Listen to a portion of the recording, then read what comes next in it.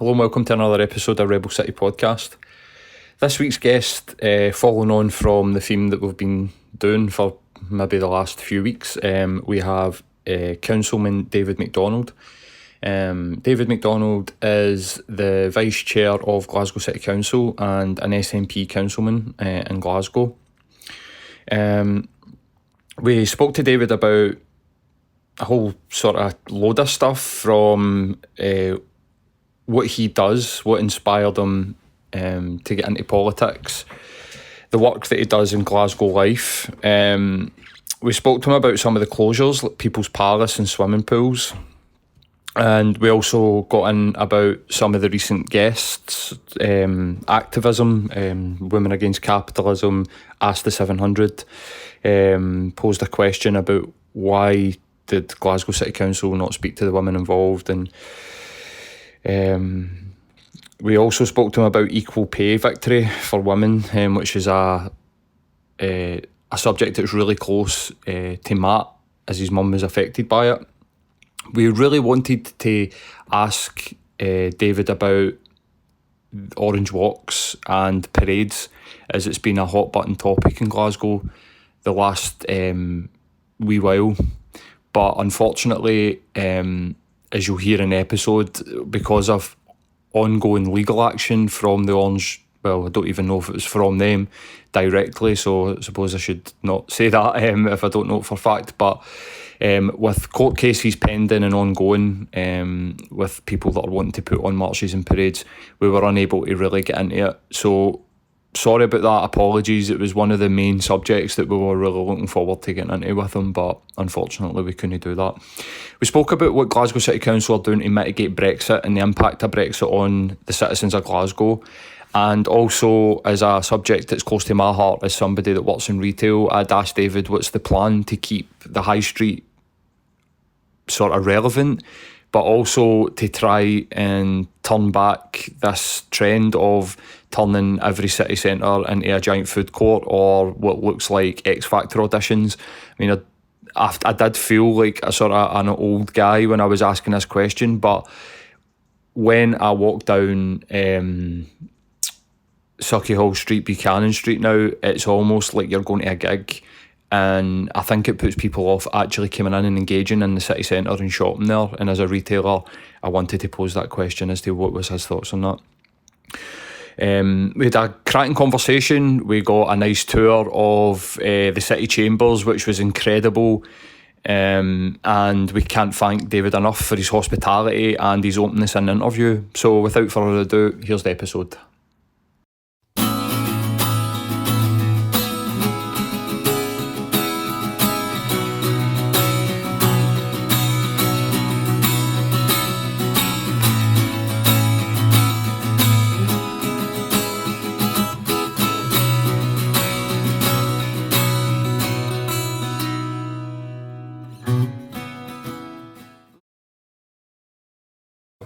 So hello and welcome to another episode of Rebel City Podcast. We are in the Glasgow City Chambers, which is incredible.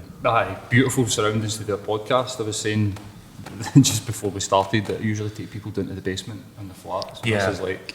It's a bit of an upgrade, isn't it? The only other podcast we've done outside the flat is in the shop in Edinburgh, and it was like a cupboard. So it wasn't lavish, it wasn't like this. Your back office is definitely bigger than Dan's. Well, this week's guest is Councilman David McDonald. How's it going, David? Good, thanks, guys. It's good to have you here. I think one of the things we've been trying to do is open this building up because so many Glaswegians have never actually been inside. Well, that's what I was saying to Matt just before as we're coming up the stairs. I think this might be the first time. I maybe came here in primary school, but I'm not too sure. So you walk past it. I know I studied architecture at university, and this was the first building that we spoke about because it's marble and all the sort of endangered stones that are used. We can't build with anymore, but what a building it is, man. It's stunning. I seen an episode of Still Game where they were in City Chambers. I think that's the closest I got. So, following the footsteps of like greatness here. Exactly. I think the first time that I actually stepped through the doors of the building was when I was elected for the first time. So I think people just assume because you're in politics that you're going to be part of the fabric of kind of buildings like this. But Yeah. that's something that we really want to change and actually open the doors and get people in, because it's been closed off for too long. So, David, like, who are you? So, just first of all, I mean, I engaged on Twitter. I think we made a conscious decision a couple of months ago to try and engage with some politicians and people in the sort of political spectrum, not just in Glasgow, but wider. Obviously, we had Mary Black, which was one of our most successful episodes, but I think it is Glaswegians, and we're covering loads of sort of local issues that seem to have resonating factors in the wider sort of UK community and economy, that we got somebody for the City Council and just sat down and had a conversation about who they are and what they do, and like the types of things that we can actually have impacts in Glasgow. So do you want to just tell people like about yourself? So I've got a couple of different roles. Like every other councillor, I represent a local part of the city, so I represent Pollock in the southwest. So that's Priest Hill, Nits Hill, Crookston, Pollock itself. So a really diverse set of neighbourhoods, lots of different needs and challenges. So that's the day job, representing 40,000 people who live in the communities of Pollock. Above that, I am the city convener for culture, vibrancy and international relations. So it's a really long job title. Vibrancy. Vibrancy is exactly where I went there as well. I was like, how can you be responsible for vibrancy? So vibrancy is a really political word, and it's one of those words that we need to use because it translates politically into other documents that Scottish Government, UK Government and Europe and others use to talk about what makes cities attractive places for people to live, to visit, that brings events to the city. So it's that whole idea of what makes Glasgow the kind of place that people want to move to and live in. So that's a really exciting part of the job, getting to do all that. I also, as part of that, I'm the chair of Glasgow Life, which is the city's cultural body that looks after all of our museums, concert halls, community centres, libraries, all the big festivals and events that the city runs. So all of that is organised through Glasgow Life. Quite a big umbrella. Yep, all of the stuff that comes under the People Make Glasgow banner as well comes under my responsibilities as part of the vibrancy stuff. So those are really big jobs in themselves. And then I suppose the main title I've got is as deputy leader of the council, so as part of the leadership team working with the council leader on making sure that we're delivering on our manifesto pledges that we were elected on 2 years ago. So all of that makes it quite a busy kind of working week. So good that we were able to fit you guys in to talk about some of the big issues that you've been covering anyway. So, I mean, in terms of, obviously, the Glasgow Life side of things, you know, just to maybe kind of get to it, obviously, you know, maybe be short on time later on, so, you know, Glasgow Life, so, as we were saying, it's quite a big umbrella, you know, you're, as you say, responsible for your transmats and whatnot, that come through the city, like, there's also, like, a number of challenges, and you know, in our sort of local areas, one of the big concerns have, in, well, the last, say, year or two have been, you know, increasing closures and some of the campaigns against, you know, the closures that people have faced. I know that in my local area, or very close to my local area, there was recently a big campaign around sort of White Hill swimming pool. Does that fall under the sort of Glasgow Life remit? So, I mean, what are the challenges you're facing here? Like, because we're coming out, or we're supposed to be coming out of, you know, a period of UK-wide austerity, and obviously a lot of the arguments politically are that these are hamstrung in one respect, but on the other side of the spectrum there are a lot of people out there saying, well, maybe we're still not doing enough with what's available to us. Like, so in terms of these cuts, I mean, what is your kind of like general opinion on like the need for them, or, you know, how we combat them? What's the sort of policy here? So I think that is, you've touched on a lot of the big challenges we've got. So budget pressures are always going to be there, and as politicians we're elected to take those difficult decisions.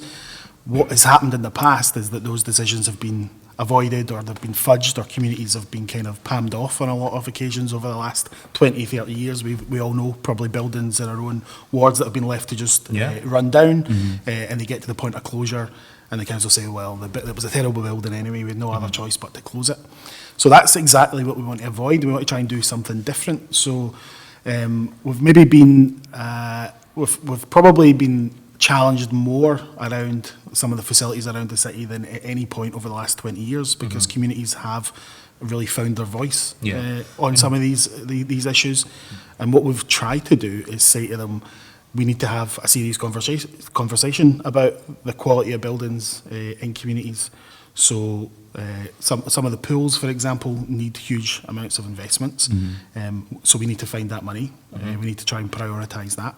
We need to work with communities to understand what do they actually want. So without naming any particular part of the city, we've got some places where there's maybe 5 or 6 city buildings, all in varying degrees of dilapidation. Yep. So we need to have a conversation in communities to say, do you want to have those 5 or 6 buildings that are crumbling around you, or would you rather have a conversation around one new facility that brings all of those buildings together onto one site, that's kind of all singing, all dancing, has all of the services under one roof.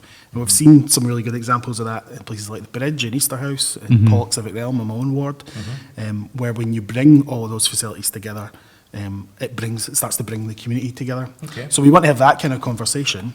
And what we've said to communities is that we won't close any facility without having a plan to replace it with something else that's better. Okay. So there's a 20 million pot of money available right now for communities to create new community hubs across the city. And over the next few months, that will start to develop. Local members will be leading that process across the city, working with communities to try and develop what communities actually want.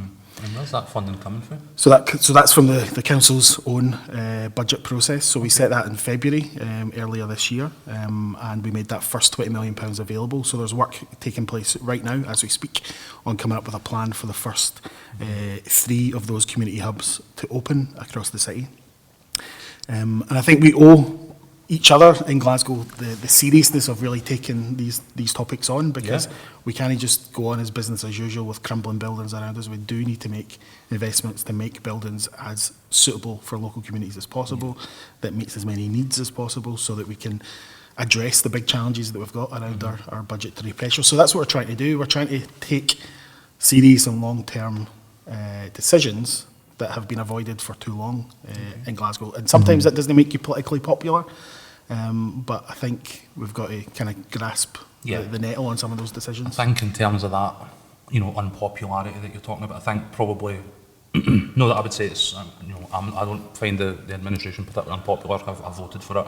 But at the same time, I think one of the things as like SNP supporters, we probably need to be a wee bit more wary is just putting independence above everything else and forgetting that sort of local community stuff. And obviously we spoke in recent weeks with a women's group at Castlemilk, Women Against Capitalism, and they're a sort of local community group essentially mobilising in the face of cuts and loss of services. And I think that's something that we're going to see more and more as it continues.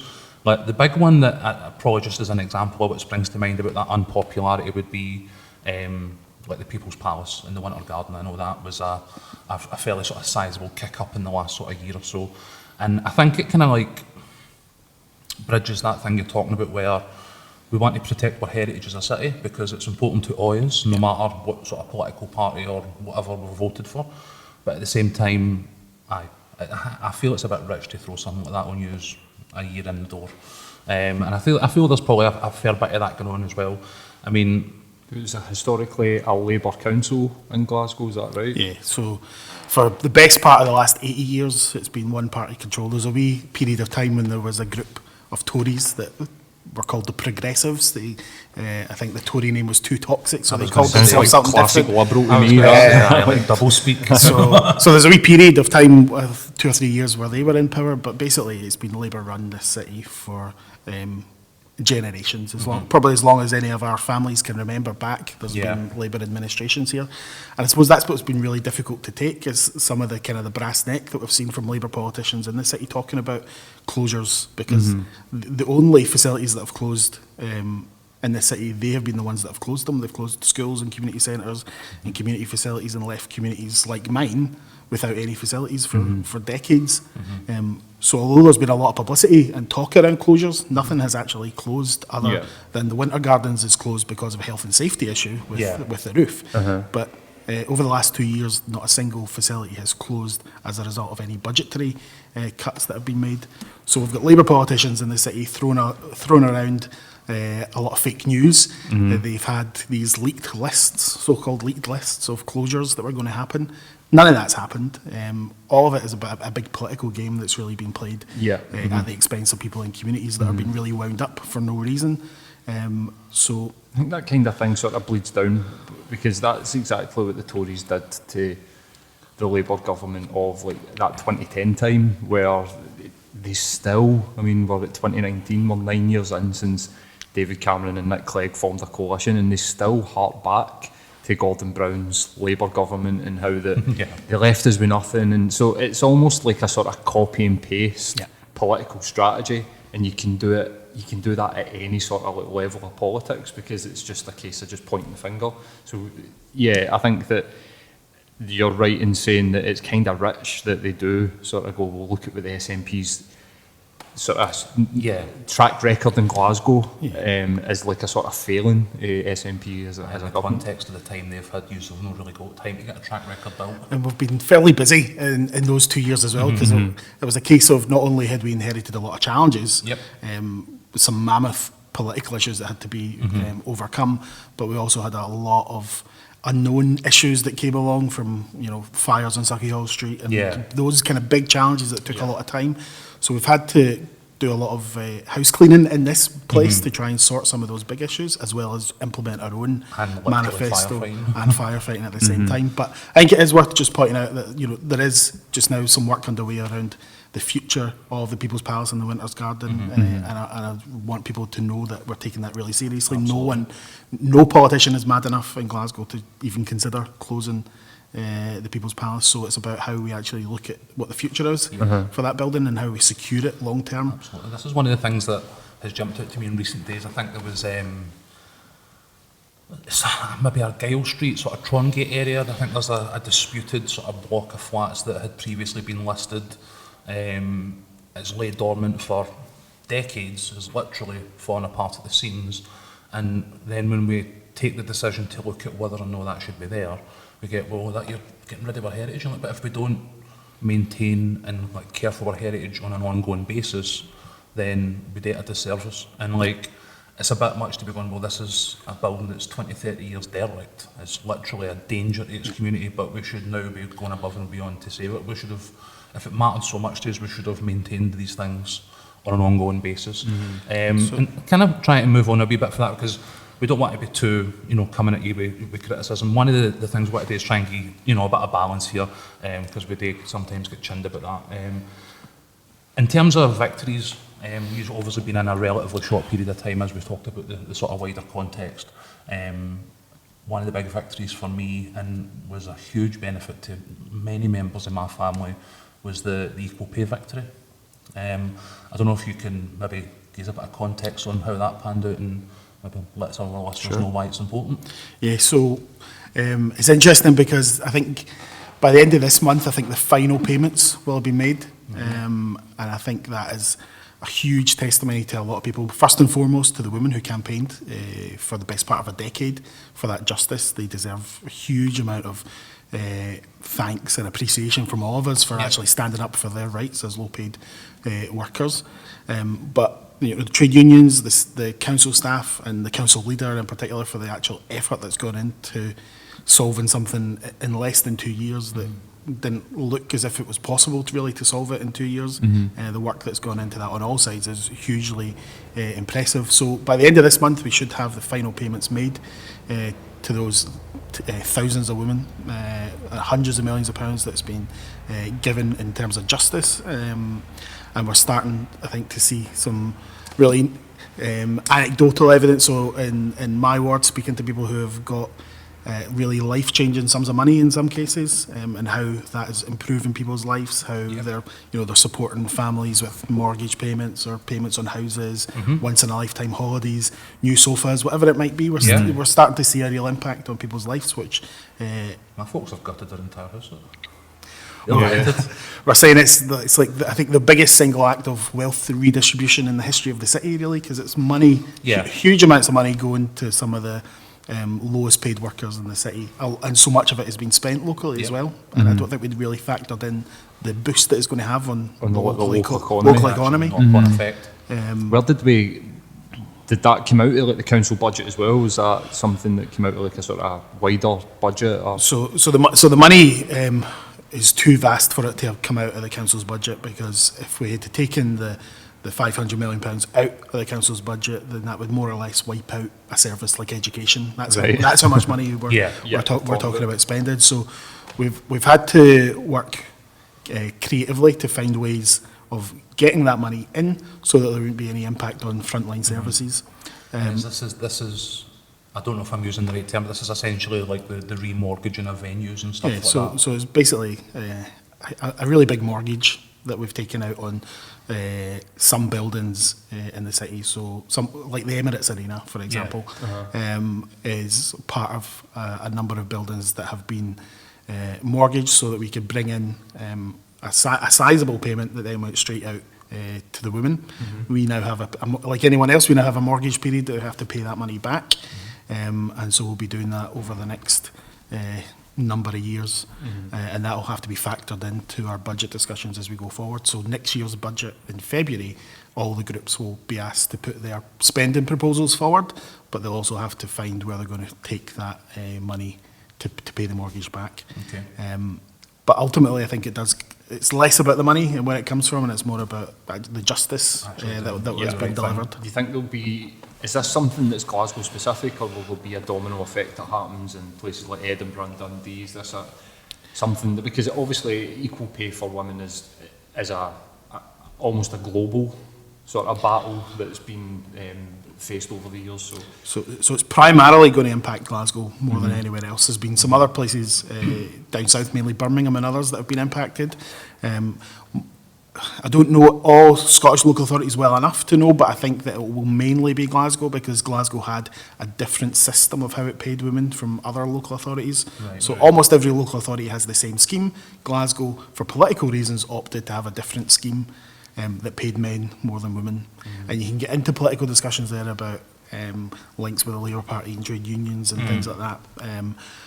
But ultimately, this was a political decision that was taken about 12 to 15 years ago. And probably at the time no one could have saw the ramifications of what it was going to mean. But it's a lesson for us to always be thinking about 10, 15 years into the future when we are taking decisions. So we've been working just now through a new job evaluation scheme. So there will be a new pay and grading benefits that's coming in. So we're working with the trade unions on that just now. And that will go through over the next few months. So there'll be a brand new scheme in place in Glasgow, which would mean that in the future we won't find ourselves back in this sort of situation again. We sat down with a bunch of the women from like Ask the 700. I think this is quite a relevant sort of jumping off point if we're speaking about equal pay for women in trade unions, that Glasgow City Council potentially are looking at bringing in sort of licensing for strip clubs primarily. I think that SEVs, sorry. And when we were speaking to the women in this area, it almost seemed, and we've been out and seen them campaigning in Buchanan Street on like Saturday afternoon, that there almost seems to be like a sort of moral crusade to try and, I mean, I'd seen a tweet for Joanne Lamont, am I saying her name right? I think we're close that enough. was saying that, the Labour MSP, that the idea behind this is to help vulnerable women in this area. There was mention of trafficking, people trafficking and stuff. And for the engagement that we've had, I mean, we interviewed 6 of the women involved, and the main prominent women involved in the campaign. Almost seems that they don't see the point of what's happening. Are you involved in that in any way, or do you... not directly. So what's happened is the Scottish Government have given local authorities new powers over licensing for what are termed sexual entertainment venues. So there's a consultation currently underway. I think it ends in like 3 days or 4 days. It ends very soon, and that has been extended to allow as many people as possible to take part in that consultation. So I think everybody accepts that councils have the right and the ability to go into license various venues. So, Yeah. so hot food takeaway shops get licenses, pubs and bars get licenses, even gyms and other places get licenses as well. And I might be wrong, but as far as I know, I think the Ask the 700 campaigners aren't against the idea of licensing. Exactly I think they support having a license in place. I think their issue is more around the potential around the number of licenses. I think that the idea was, or for as far as what we've heard, that the beginning would be 0, and then there would be a potential 90-day application, which would, in the city of Glasgow, put 700 women out of work for 90 days, but potentially 3 months. I mean, whether or not it ended up like that, who's to say? But I think that the reason that the campaign is there is because they see this and they're afraid that it will be the full 90 days. And for the women that we've engaged with, they wouldn't be able to survive. Yeah, a lot of the criticisms that are being put out there in the public domain, they're saying sort of time and time again, like, this is not our experience, like the clubs are safe, you know, the venues are safe, the girls are safe, you know, they're well paid, they're fits in their work-life balance. Like, and I don't know if you've read the consultation, we both obviously filled it out as part of sort of working with the girls. A lot of the questions, I don't know, man, they felt a bit loaded in a lot of respects, because I think they were asking you to give an opinion, so, you know, give an opinion on what you think about X, but then they're not taking into account the fact that X isn't actually happening. So it was almost asking you to kind of like give an opinion on something that the people in that industry are telling us isn't really the case. So I'm a bit like, just because we've got the powers to like ask these questions and look at these licenses, I don't get if the people in that industry are saying, we get it, but we don't really need it, why we wouldn't just listen to them? Yeah, so I'm going to do what I was trying not to do, give you a politician's answer. But so all licensing that takes place in the city is quasi-judicial. So it's not political. It's a mixture of politics and legal legislation and practice. Okay. So right across the road from where we are sitting is the Borough Court Hall, and that's where the licensing committee meets. And it's all very formal, and the councillors that are on that sit on there independently from their political groupings. Okay. So they will take decisions based on facts of law, as well as the consultation that's underway. So it's for those councillors that are on that committee to make the ultimate decision. It's not a political decision that comes to be made in the city council. So it's a little bit different from the usual kind of issues that we would deal with, where the council would take a policy position one way or the other. This is a little bit different. So I fully expect that there will be sort of hearings and other opportunities for everyone who wants to make their views, to make them known. The committee will meet and they'll put forward their recommendations. I've got no idea what they'll be, if they'll have an idea in their heads at the minute around the number of licences that they're looking to issue. But I think nobody is going through this process because they want to make people unemployed or get people out of work. I think that's really important, that absolutely people's right to do with their life what they choose is something that nobody should try and put stamp their own morals or their own views on others. I think that was one of the things that I agree with as well. I think that was one of the things that when we were working up to the podcast and just after that particular episode, that's what screamed out to me, that the people that are in favour of the licensing had almost felt like they had a moral backup to their point of view, but the women that we had engaged with were, like Matt had said, the things that they're saying that they're trying to protect people from just don't happen. I think that, I mean, in Glasgow. We're talking about Glasgow, where it's topless only, you're not allowed to touch the girls, all these different things. They've got transgender toilets in Seventh Heaven, it's like a safe space. Equal pay, not equal pay. They're a living wage employer. What kind of impact on the consultation do you think the women themselves joining a trade union? I think they've joined GMB. What kind of impact do you think that will have in the consultation? So I think it's an interesting development. I think it seems quite unique, and I know that it gives them an additional layer that they maybe wouldn't have had before in terms of being able to communicate directly with politicians in a different way. So I think it's a really good move that they've been able to do that, to unionise and to show that, you know, there is power in workers always coming together to defend their rights. And it's now, I guess, up for the licensing committee and the board members and others to have their say on it.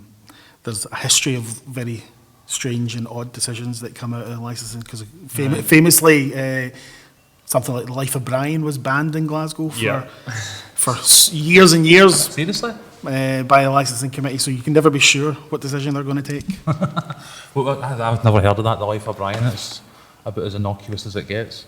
But I suppose different times maybe. The Sex Pistols were banned in Glasgow as I think they were banned pretty much everywhere at one point, weren't they? Fair enough. I mean, in terms of, obviously, you know, some of the other topics that we've kind of touched on in 700, we had obviously raised the, you know, and again, not to get into it, but we'd raised the recent episode we did with Jeanette Finlay, and you've obviously asked us that we've open court cases in play with Parkin till another time, which we're happy to do. So in terms of other subjects that we've been kind of dancing around recently that might be related to like the council's purview, we've been talking recently with Rehousing, as well as Glasgow St Pauli, and although we've not had them on yet, we're also talking to the guys that live in rent. And I know in, 2 or 3 days ago, was there a walk-in? They did they're in the process of taking direct action on a number of levels at different places in relation to the Serco evictions and stuff like that. Now, got a pretty basic understanding that this is predominantly based off a UK government decision to send in a private company to essentially evict up to 300 asylum seekers for properties in Glasgow.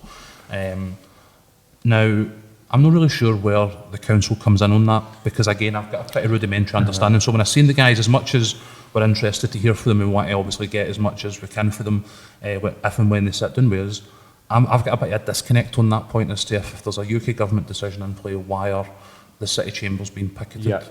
And also, I think, and I'll put my neck out here, was it Paul Sweeney, was it tweeting that this is a bigger issue because Glasgow City Council are not rehousing these refugees. So even though there's a UK government-based decision to evict these refugees, the Labour local MPs or MSPs are trying to turn it again, like we were talking earlier on, in like a sort of political point scoring thing, which I'm not a fan of, especially if you've got no control over it. If they're trying to use a refugee crisis to politically point score. And needs to be partisan. I think particularly on this topic, any party politicking has no place in this conversation, because we are dealing with some of the most vulnerable people in the city. On the planet. Yeah, and I think what Glasgow has done really well over the last 20 years is avoid political fights over asylum seekers and refugees, and we have been the only city in Scotland that has been a welcoming refuge for people seeking some of the worst conditions imaginable. So, and it's transformed the face of the city in so many positive ways. But the council have its hands tied currently over the situation around evictions. So our starting position is there should be no evictions. We're against evictions. We think the Home Office have to come and meet with us as much as possible so we can resolve this issue without anybody being evicted from their home. They are our fellow Glaswegians. That is our starting point, and we want to do everything we can to protect them. But legally, we do not have the powers to say to our staff, go and break the law. I can't say to a member of council staff, put your own freedom in jeopardy by going and taking action which is contrary to the laws of the land that we live in. And I think it would be unreasonable for us to do that. What we will do is take every action that we can within the powers that we've got. But for when the UK government make a decision to say that someone is no longer entitled to stay in the country and they're no longer entitled to public support, we simply can't go and change that law, as much as we disagree with it and as much as we want to change it and challenge it.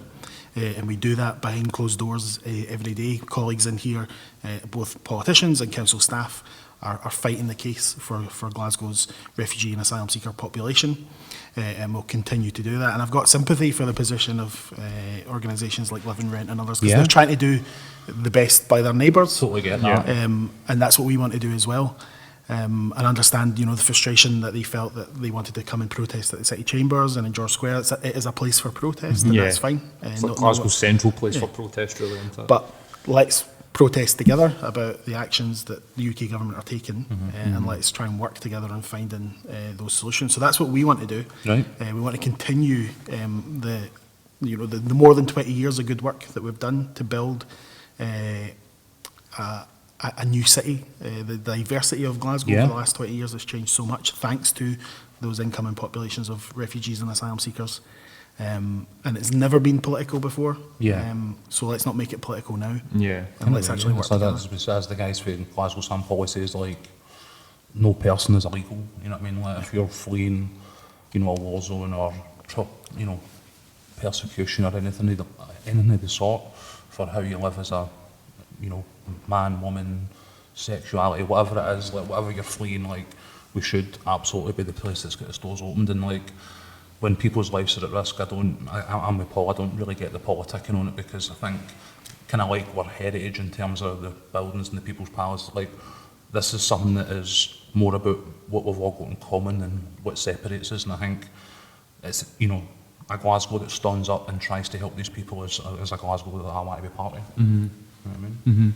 See, one of the things, I'm a retailer, so one of the things that really interests me, I think the high street's dying, but as somebody that, specifically in Glasgow city centre, but you actually see it, I'm seeing it happening kind of across the UK.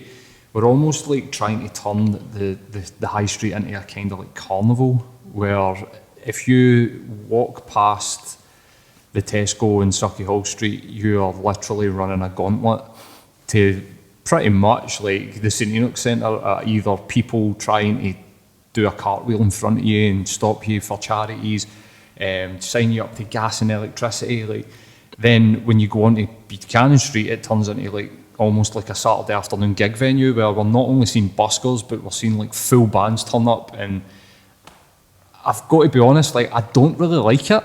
So where do you see, like, I can understand that a city council would want to see activity, because retail is a dying trade. Like, it is a dying trade. But also I think that, for me personally, the retail trade that is there is being hampered by the fact that people don't really want to come to the city centre anymore, because it is, like I said, it feels like you're running a gauntlet.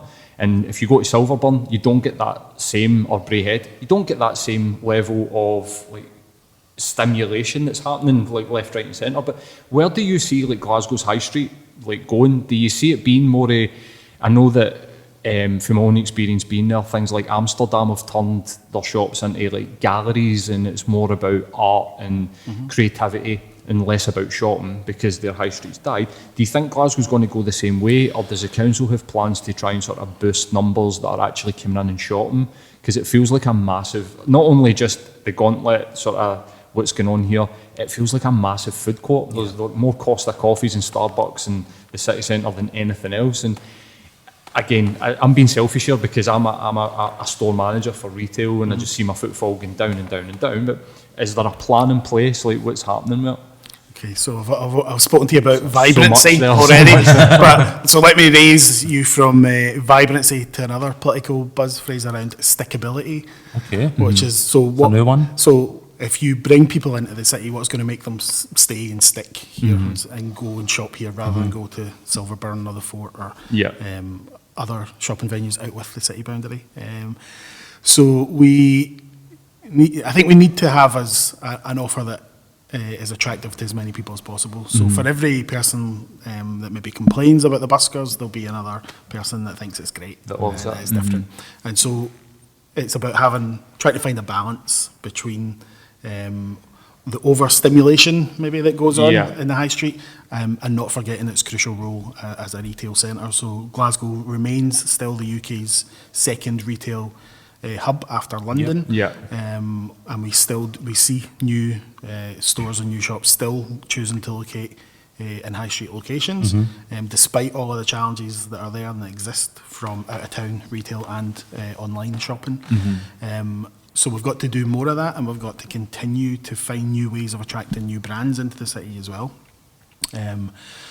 What we can do in terms of the powers and the facilities and the buildings that we own is to try and do some of the things that you've highlighted that they're doing in other cities. So there's a little test site at the moment down at Salt Market where a number of vacant units that have been vacant for 20 years or more have been refurbished, all nicely painted in nice new bright colours, and they've been given over to a number of creative industries organisations. So like the sewings, one of them's a sewing centre or something like that? There's a few different ones that are opening. So there's a gallery opening next week. Sogo Gallery is going to be opening down there, but there's a few others around creative industries, and using that as a starting point for people to maybe start their own business and then maybe see can they grow something bigger from that. So they're in there rent-free for a year to try and see how do we grow something different. So we're testing that down at Salt Market just now, and then looking to actually run that project up the actual high street of Glasgow itself. Obviously, like Buchanan Street's a beautiful shopping district, and I don't think. I mean, I know that I just spent like probably 2 minutes whinging and moaning about. Like, I understand it, I get it. When you turn onto Sauchiehall Street, the high street, and that bit down after the Scenic Centre or Gala Street, it has empty units, homeless people. Absolutely nothing against homeless people whatsoever, but it's almost like the gentrified Buchanan Street. That's nice, but then you turn the corner and it's just horribleness, especially when you go up past. And obviously, you can't blame a city council for Vicky's going on fire, the art school going on fire. There's nothing. Some people tried to blame us. I can imagine. Okay. But there's nothing that you can do about that. But is there any specific plans for? I mean, obviously we've got the Salt Market, and then we're going to move that. What about that bit at Sauchiehall Street, which traditionally was the second shopping district in Glasgow, but now is really, I mean, to put it politely, it's a shithole really up at that bit. So there's a project across the city centre just now called Avenues Project, which started in Sauchiehall Street already, but then with the fires and everything else, that all had to be put to a stop, but is kick-started again, and they're more or less back on schedule, and that's to actually change the actual fabric of the street itself. So there's new trees that have gone in, there's extra benches, pedestrian areas, cycle lanes, and actually try to make it much more of a European style avenue. So that will continue along Sauchiehall Street. We're also looking at the kind of area at Renfield Street, and Killermont Street at the back of the concert hall. So look at, because there's so many major cultural venues in that bit of the city, and we actually start, if you look at it from above, you've got the concert hall, GFT, Theatre Royal, Piping Centre, the art school itself, all in that sort of same bit of the city.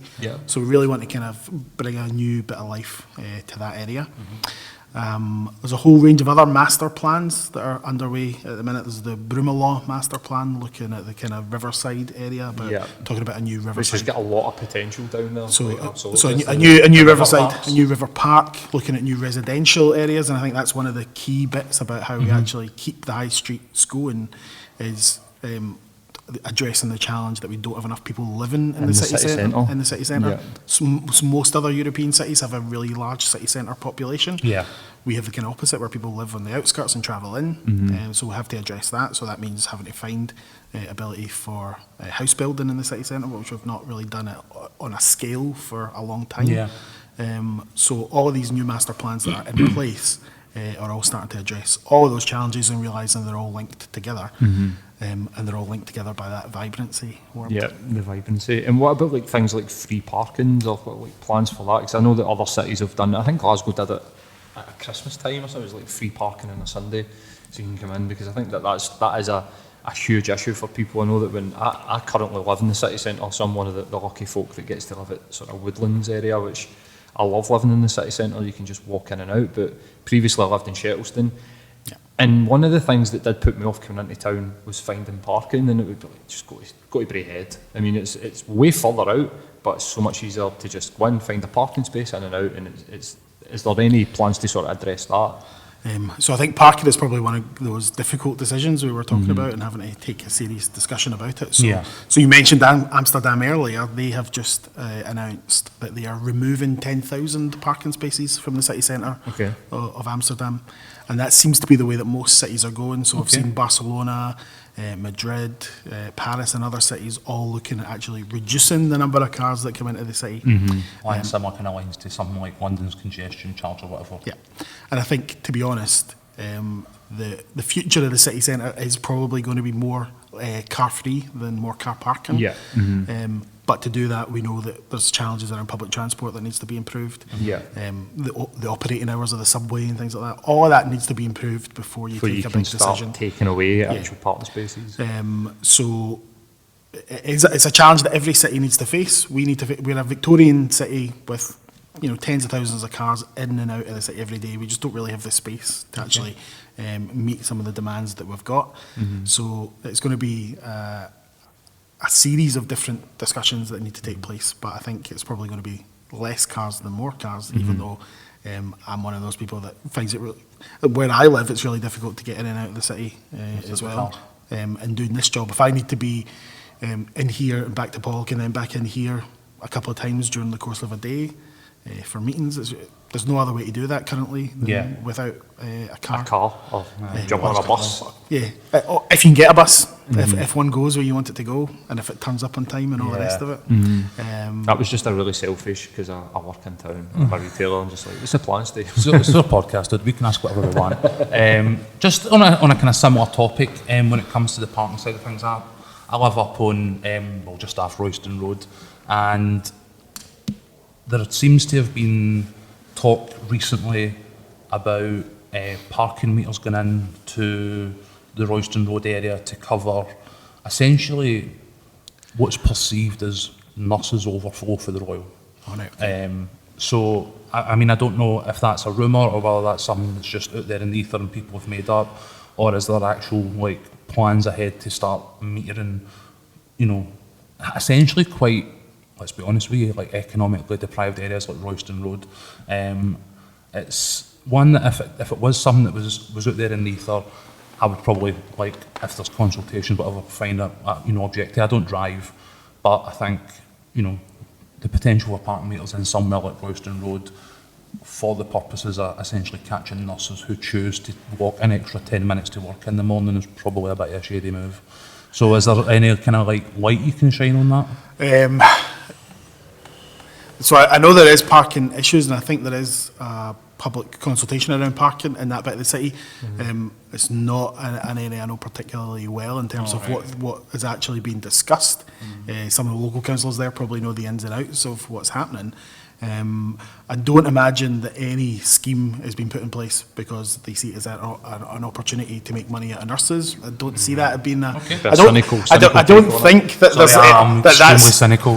I don't think that's in our policy handbook. That's one of the areas that we focus on. I think there is... 1.1 target nurses. No, they are in the manifesto. I don't think so. I don't think so. But I think there is a parking consultation or discussion at least happening within that community, because... the PFI contract of the car park at the hospital makes it really difficult for nurses or anybody else to afford to park in there for the course of a day. Something like 800 quid a year or something like that. Up to. Okay, well, I mean, maybe that's one that I need to actually be more read up on before asking any more questions about. So I'll point you to the right person to ask. The last sort of, day or two, we've seen quite a lot, and this is sort of outside the spectrum of Glasgow, we've seen quite a lot of sort of what feels to me like sort of Project Fear 2.0 come out of Westminster. Yesterday we seen the latest GERS figures drop, which on the surface, I mean, Matt was just saying there that he's a cynical person, so am I. So on the surface I read it and just went, I'm not even going to give any sort of energy or thought to these numbers until I can actually read something that breaks this down for me, because it almost seems like nonsense, and I've seen a couple of people try and pick them apart. But as somebody who's obviously hugely politically aware, what was your reaction to the numbers? Do you think that they are absolutely like nonsense, or is there some validity to the deficit that Scotland runs at being almost something like 50% or these something? deficits the must UK? be potentially having a knock-on effect on like council budgets and stuff like that. Is that the case? Are these linked anyway? So every year when the GERS figures comes out, we see the same rehearsed arguments on both sides. We'll see people who are unionists say that this destroys the case for independence, and we see people on the independent side saying this makes the case for independence. Two interpretations. So stats are always open to interpretation, and politicians always use the ones that support their argument. So I could say to you the GERS are great because they show that for the first time Scotland's economy has reached over £60 billion, and this is a really positive. You could go on that political line, but ultimately, I don't think anybody really cares. Nobody that I speak to in Priest Hill cares that the GERS figures are out. There's other GERS figures that they're interested in Priest Hill, but it's more to do with the football than maybe the score on Saturday, anything else. But I've been knocking on doors in this city, talking to people about independence for almost 20 years. Right. And not once has somebody said to me, "Oh, but see the GERS figures. Yeah. What about that?" I just don't think it plays. To be honest, I think people try and make a big thing of it every time they come out, but ultimately, people aren't going to make a decision based on those kind of forecasts, because we've seen financial forecasts come and go and be some are right, some are wrong, and it is only ever forecasts at the end of the day. And we know that they don't fully take into account all of the aspects of Scotland's economy. And in some cases, they add extra bits in around defence and things like that. I think I read somewhere, somebody, and again, maybe not reliable, but we've tried and factored in where Scotland was spending something close to like £1 billion a year more than like Israel on defence. And again, how reliable that is, I don't know. But again, the notion that it's even an argument that can be made probably shows you how ridiculous the figures can be interpreted. Like, I think in terms of the politic in it, and as you say, the one for me that I find most annoyed about when it comes to these types of discussions is the conflation between deficit and debt. So a lot of politicians are out there, and they know that deficit and debt are not necessarily the same thing, but they also know that a lot of the people that they're talking to don't actually get that and will in their own mind go, Jesus Christ, we're in £13 billion worth of debt. And that's for me where that it becomes quite an annoyance, because as you say, it is a pre-rehearsed year in, year out, both sides, and like, I don't know, I think we should have a more honest discussion about it where we actually say to people, like, we're not in £13 billion worth of debt. You know what I mean? Like, we're not there every year. It's just that, you know, the way these figures are skewed, it looks as though we imported more than we exported. That's it. You know what I mean? Like, what does that tell you about you know what I mean? As other than how much we imported and exported. You know what I mean? No, you're right. Bang on with that one. So you've been campaigning for Indy, as you're saying, like for over 20 years. I was talking to somebody at the BBC yesterday, but surprisingly, I won't name him because he was getting on showbiz on me, sorry. Not really. But the BBC Scotland podcast, I don't think that's particularly showbiz, but didn't get paid for it, so. But I'll not name the guy because he was being pro-Indy, and I don't know if that would go down particularly well. I think you've pretty much just outed him in your description of him already anyway. How many people are actually on this podcast? I can edit this podcast. The first time we edit it. Nah. And yeah, I think that what I was talking to him about was this sort of, and this is very personal, and he kind of half agreed and half sort of went, I'm not too sure, but there almost feels like within Glasgow, or it might just be Scotland and wider, that there's been like an awakening of that sort of fake news politicking of things where people are just kind of shutting off to it now and just being like, whatever. I mean, if I see, what's the Tory guy, Ross Thompson, is that his name, the Aberdeen guy? If I see him in the TV, I'm just like, this guy be explaining the cure for cancer. I mean, I'd be like, pure dude, go away. Exactly. Do you think that that's actually a thing, or is that something that I'm just feeling personally? Because like in the wake of 2014, it almost feels like so much of the, especially younger people. I mean, I don't consider myself younger now because I'm approaching 40-year-old. As you keep saying it every week. Every week, just Every reminding week. Matt that he's a Just year ahead of me as well. reminding me that I'm nearly 40 But every week, it man. seems like in Scotland the engagement in politics has just exploded since that, because we had quite a controversial vote. People had to get engaged, either because it was a massive decision.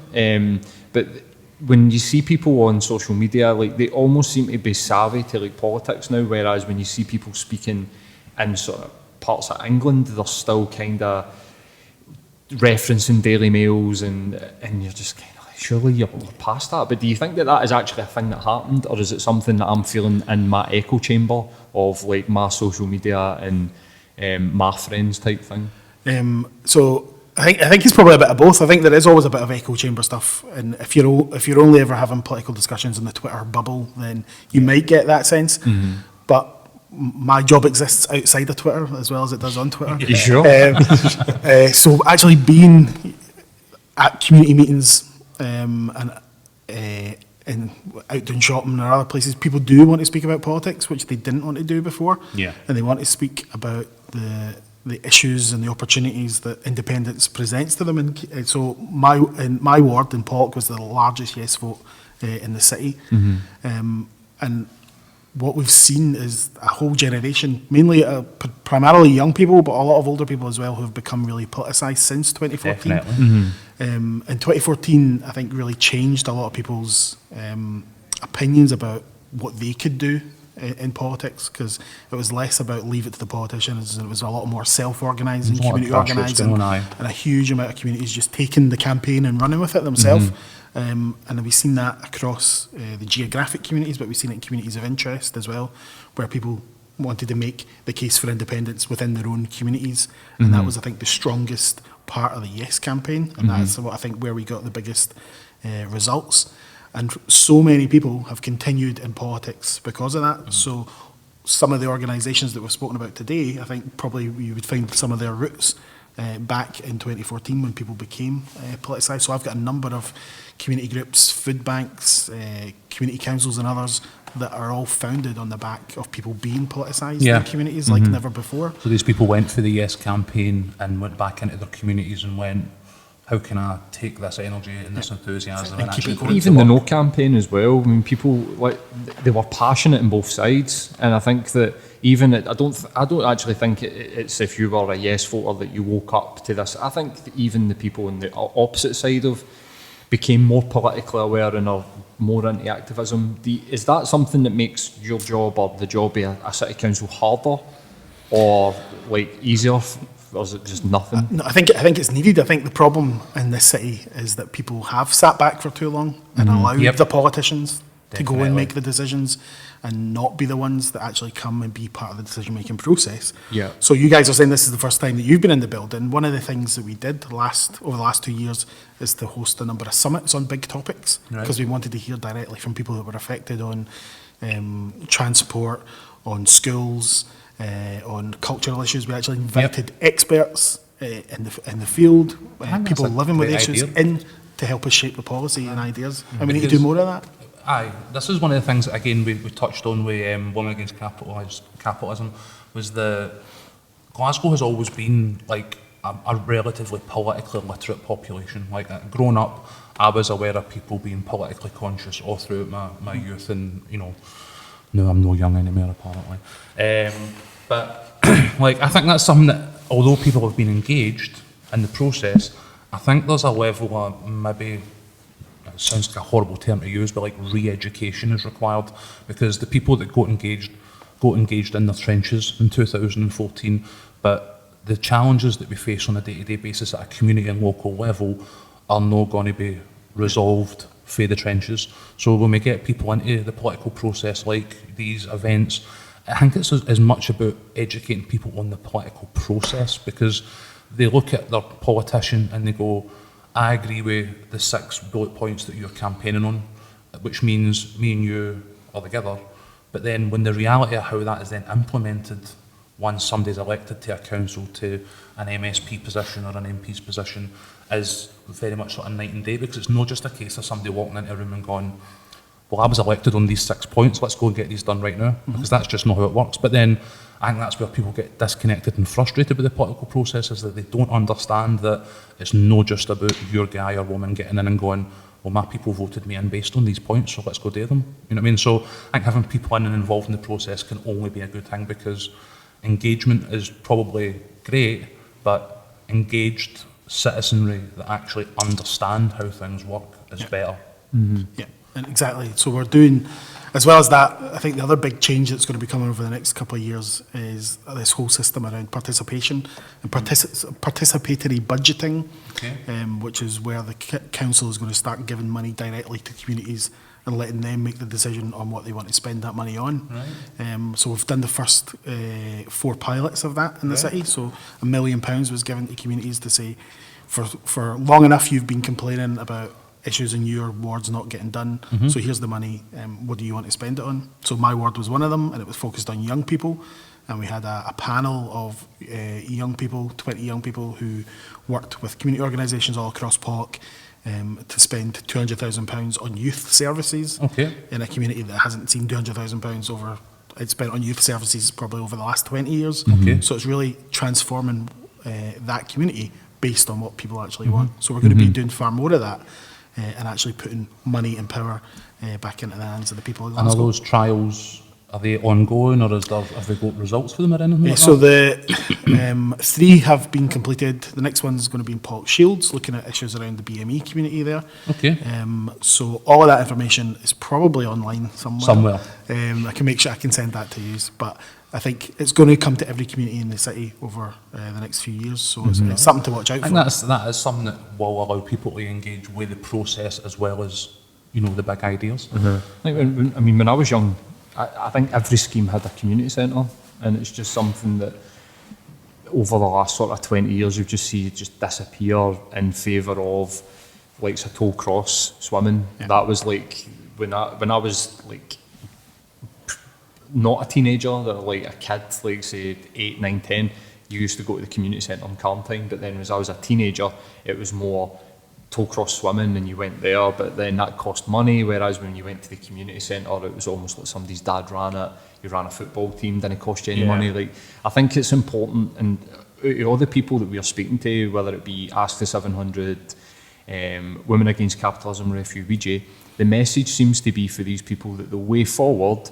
is that we re-establish a community, and that we don't go through, we don't keep this whole sort of keep yourself to yourself. You need to speak to your neighbours, feel like the same issues that are affecting them are affecting you, and share that sort of feeling, and that makes everything a bit better. But not only that, you can actually organise and try and get change to happen, because I think that the last, I stayed in the Calton for 3 years, and then I stayed in Shelton for 5 years, and I've got to tell you, I did not know the name of one of my neighbours. And when I was younger, my mum and dad actually had active social relationships with their neighbours, which is just something that I feel through talking to these people is coming back into the community, that people are saying we need to re-engage. We need to rebuild the communities, which is going to be good for that money. So we're kind of like getting towards, getting towards there. So can I wrap up, or to start the process of wrapping up, like we've kind of touched on, you know, stuff that's within your purview, some of the, you know, initiatives and sort of victories. I want to just kind of like touch on the future a wee bit. We've had a wee bit of a brief sort of chat about, you know, prospects at Indy. The looming disaster over everybody's head, you know, the sword of Damocles over Glasgow at the minute is Brexit. So, I mean, I don't think there's anybody left that doesn't think it's going to be an absolute shit show. So, are you preparing? How are you preparing? What are you expecting? So it's going to be the scary. It's going to be the scariest Halloween we've seen for a long time. I've not even thought about that being Halloween. Day before my birthday as well. So I'm going to have a nice birthday. Halloween parties where it's the last big swally before Brexit, and they're going to just go and get absolutely like wasted. So it's really challenging. It's really difficult. We've been asking the same questions of UK government for the best part of 2 years, and we still don't have answers to a lot of the questions that we need answers to. That's a surprise. So we do have a Brexit committee. It's got representation by every political party. I think the leaders of the political parties tend to be on it, and it met this week to get an update on where we are and the work that's been done. And I think it's important that people know that that planning is in place. The challenge is we don't still know what we're planning for, so we don't know how far we need to go yet. So there's weekly phone calls that take place between the UK government and every council in the UK. And it's a very much a one-way conversation, so there's no ability to ask questions on that phone call. It's just, here's the information that we're giving you and that we want you to know. Must be incredibly frustrating. It doesn't help us at all, really, and it's a big challenge. But we've got serious issues that we need to answer around, so our staff, for example. So we reckon there's probably just under 1,000 EU nationals who work for the council. Okay. Those are people then that don't have any long-term security. And we probably all know anecdotal stories and evidence of people deciding not to go. coming back. That's one of the Celtic podcasters was tweeting. He's like, I think he's from like Norway or something like that. And he was tweeting that he was due to go home to wherever he's from, like late October, and it has like genuine concerns about whether or not he's actually going to be able to get back into a country that he actually lives in. Yeah. You know what I mean? So we've got roughly about 1,000 people in that case who work for the council. Yeah, NHS will be even more than that again. Across the public sector, even larger numbers, but also private sector and others as well. Even the Lord Provost of Glasgow, of course, is Swedish. So she's in that position, so she doesn't even know if she... So That's incredible. She's Glasgow's first citizen, the Queen's representative in Glasgow, but who knows? She might go home to visit her family and not be allowed back into the country. Well, you never know. So there's issues like that are going to affect how we deliver services that we need to find an answer to. And then there's sort of everyday practical challenges. So we feed tens of thousands of people every week in the city, school kids, people in care homes. Yeah. How do we ensure we've got enough food stockpiled for those people? Especially when there's areas like Glasgow's where, you know, school meals are the predominant meal in a lot of kids' lives. Yeah. So that's a big one. So we don't tend to stockpile naturally for that sort of situation. So we need to consider what we do with that. We need to consider what we do around fuel. How do we keep the bin lorries on the road, for example? So all those everyday issues we've been asking for some clarity around for the UK government for 2 years. Haven't got it.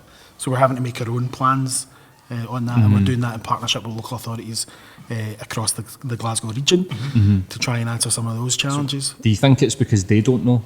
Which is probably, that's what's coming into my mind, is that they don't know how the impact's going to be truly. So I think for the last 2 years, there's been a UK government who basically thought it was all going to come together at the last minute and everything would work out, it'd be fine, just think happy thoughts and it'll be fine. I don't know, I think they were just expecting it to fall apart at the seams and they're all ready to short the pound, but that's just me. One or the two. I think Theresa May's read The Secret and thought, if I just think it'll manifest itself. Exactly. And now, with Boris Johnson in place, it's that, but hyper version of that. Yeah, a stage further where he actually doesn't care. Like it's about, if it's no deal, it's no deal, and if that's the case, then well, that's what we voted for, and it's the democratic right of the UK government. They've got the mandate. Theresa May was clueless, but she was actually trying, whereas Johnson's is clueless and not trying. Exactly. And so we've got the case where so nearly 70% of people in Glasgow voted to remain. So we are making that case to the UK government that we need to continue to try and find a way of keeping this city as open to the outside world as possible. In electoral terms, 70% is incredible.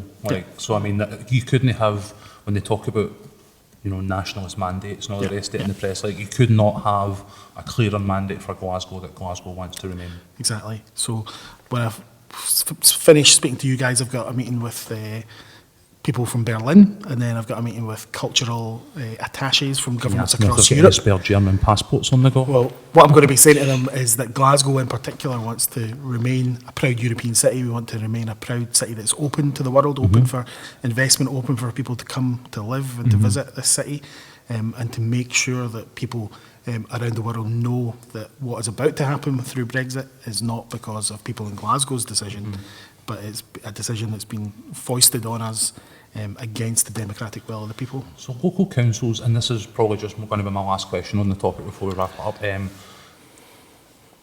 In terms of the EU, so is there any means within your power, because I know obviously that the council has international relation offices and stuff like that, so there is international, as you say, with Berlin and so on and so forth. Now, Glasgow can't negotiate directly with Berlin because Berlin is part of the EU, but can the authority in Glasgow, for example, negotiate with the EU and make some sort of trade or bilateral agreement that would mitigate some of this, or is it going to be through the UK Foreign Office and so on and so forth? So what we're doing is working on a partnership around a city by city basis with various cities around Europe, and that's some of the work that I'm doing currently. So we've opened up discussions with several cities across Europe, but also internationally as well, on the back of Brexit, to say that we're facing some real challenges on particular issues, and we'd like to work with X, Y, and Z cities on a partnership basis.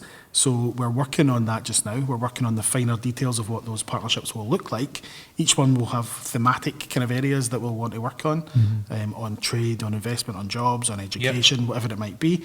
And we should start to announce some of that over the next few months in the lead up to Brexit. We should have the first couple of those partnerships hopefully agreed.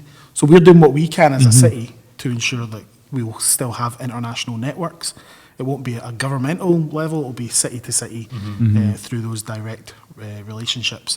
And I think that's the least amount that we can be doing to keep Glasgow working internationally, because this is an international city, and we can't allow that to be diminished by a sort of Little Britain view of an isolationist view of wanting Britain to kind of sit by itself, isolated for the world, also that we can have blue passports.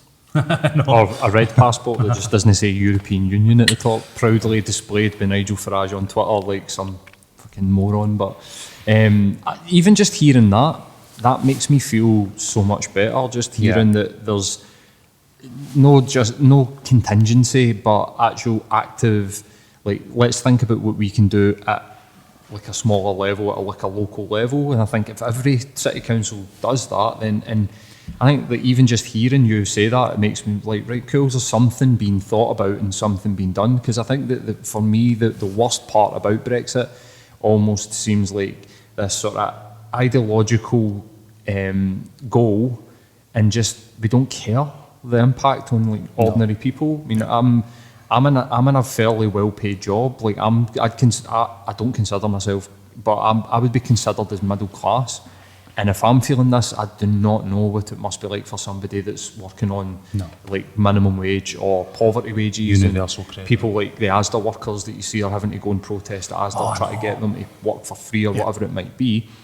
And if I'm feeling the fear of Brexit, then these people must be feeling it even more. And just listening to a council member say, this is what we're doing at this level, we're doing all we can, and this is what we're doing, makes me feel better about the whole situation. So hopefully, like, if people, well, we know that people do listen to the podcast, the people listening, they take some sort of heart for that, and we'll definitely be putting this out in the next couple of weeks, way before scary Halloween, like horror Halloween, I'm going to call it, Brexit Halloween. And I think it is important because we had a report by the Fraser Ravander Institute that the City commissioned, and it said that up to 80,000 jobs in Glasgow are connected to European exports. And that's like 10% of our population. So that's Glasgow alone. That's the impact that we're facing. None of that, though, seems to be of interest to the UK government. So that's why we're having to take that work on ourselves and do it. And while they're sort of fiddling around the edges, we've kind of rolled our sleeves up and got on with the day job, as they say. Aye, well, as they say. Well, I mean, I think that's probably. You getting else? No, I'm happy to wrap up, and plus we're like 10 minutes over our 11:30 time slot. But thanks very much for having us, and a beautiful building. Like, it's been awesome. But just sitting down and engaging with like just two ordinary guys that put out a podcast, a few hundred people every week. Like, it's really cool. It's been cool to be here, but not just that. But like I just said there, hearing you speak about stuff and what's actually been done just makes me feel so much better about a couple of the sort of situations that concern me politically anyway. So good. Well, thanks for coming in, and thank you for highlighting some really important issues in the city, because not enough people are doing that. So keep up the good work. Thanks very much. Awesome, man. Cheers.